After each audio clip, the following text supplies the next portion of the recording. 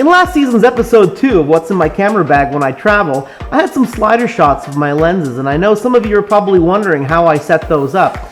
Well, I'm here to do it bigger and better this time, so all of you can follow along.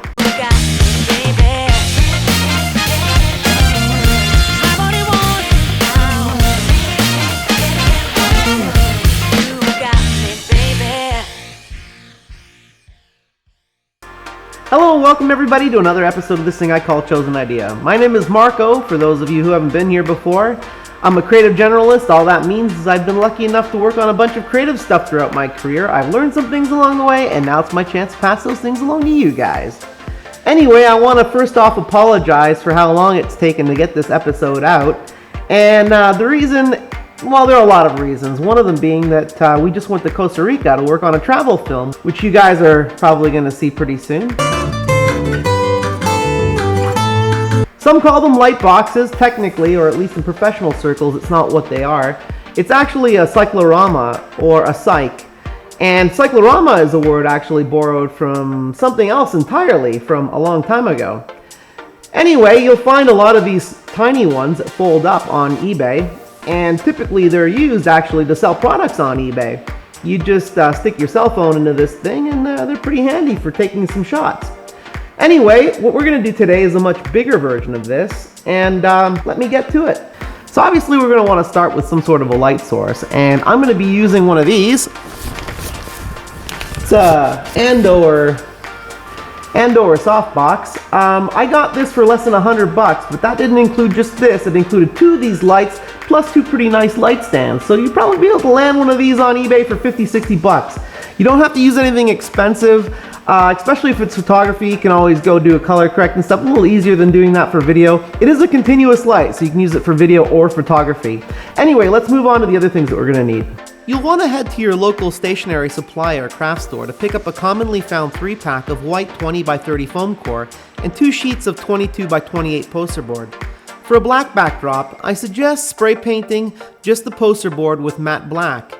You can't rely on most black poster boards to have a consistent enough finish for professional results, and painting the backdrop is the way to go. Welcome everybody to my dining room table, which also doubles as a DIY table pretty much all the time. Now, other than our poster board and our foam core, there's a few other things that we're going to need, and let me go over those things right now. One of them is our hot glue gun, double-sided or 2-way tape, pencil, I like using a technical pencil, X-Acto knife or utility knife, I prefer X-Acto knives, a cutting surface, and a steel ruler for both cutting and measuring. And on the measuring topic, we're going to want to measure twice and cut once because there won't be any room for error when we cut this sheet. And we are only cutting one of the 3 sheets. The other 2 are going to be left as full sheets. Now, the first cut we're going to want to make, I've already marked here on the back, and that's right here. And once we make this cut, it will make this sheet 28 3/8 wide. The reason I'm doing that is because all the strips that we're going to cut from this sheet are that width, so it's prudent, makes sense to make this cut first. Anyway, I'm going to put those measurements up for you guys to write down, and I'll get back to you on the next step. Make a note of the measurements for the 8 parts from this diagram. These are just the foam core bits without the poster board backdrop. We'll get back to that later.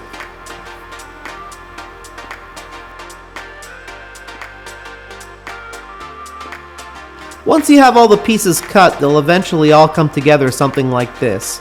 If you get confused along the way, you can always refer back to this animation to figure things out.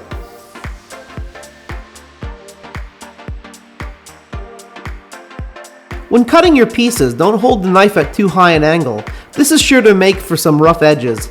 The foam has depth, so take care to keep the blade straight left to right. My last tip is obvious, use a new blade for best results. When gluing with hot glue, do your best to glue to the outside of the cyc so everything inside remains clean. Start by gluing the top over the sides, then add the 2 4-inch wide pieces to the back. The topmost is flush to the top, and the second is about 5 inches from the bottom. Don't attach the narrowest strips quite yet. The second last step is attaching the 2 poster boards together along their longest edges as seamlessly as possible. We'll do that by cutting a 1-inch wide strip from the longest edge of one of the poster boards, and we'll use that to bridge the join in the backdrop pieces. Apply double-sided tape to the 1-inch strip. Tightly butt together the factory cut lengthwise edges against each other to avoid any gaps, and then carefully apply the strip. Now all there is left to do is tape the backdrop into place, and then fit your light into position. Don't overdo it with the tape because you'll need to replace the backdrop from time to time once you get marks on it. Now apply double-sided tape to the narrow foam core strips that'll keep your softbox in place. And now affix the narrow foam core strips.